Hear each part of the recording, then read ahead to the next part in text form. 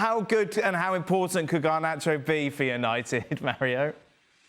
Very. I think when we watch the game, the goodness about this young kid is his will and his hard working and the way he wants to achieve and play even better every time. And the key thing now comes down is like, imagine you have the balance right. Eh? You have a Garnacho and a Rashford. Then you got to worry about two players.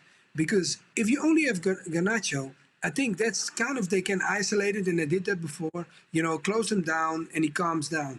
And I'm not talking about, people highlight bicycle kicks. No, I'm not talking about that. I'm talking about a player that when you only have one left-sided player and you only have to worry about them, the team can hang over to that side and defend there and you can shut them down. But when you have two guys going out, and I think when you saw, the goals that he scored, even the ones that he was offside, you could see the pace of Rashford and then him being on the opposite side. Together, they can really bring you in trouble. And I think that's why now I think he's exposing himself. And I think also his confidence is rising. When you're that young and you're playing that good, that's what you need. You need to score goals. You need to feel confident. And a stadium like that size, I think it's a great place to be at the moment for him to score goals, because his team really need it. Because like you tapped into Holland even, it's a sad part of paying that much money for a young kid and that much pressure, but it's that difficult because we expect the best. When you come to that team, and it's the same, any team,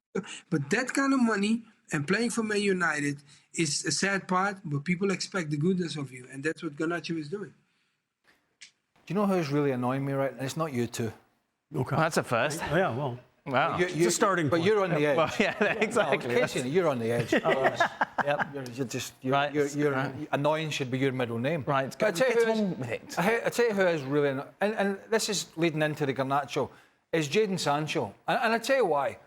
Is Jadon Sancho, unless we've got the whole thing wrong, is completely out of the picture because he's got a petted lip and he won't apologise for his wrongdoings because he feels he's been wronged by a manager who's in charge.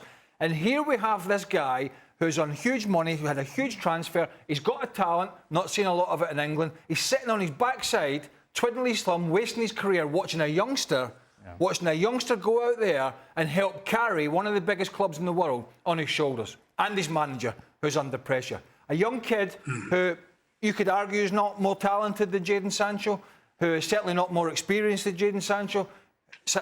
We're talking about a guy who's an England international.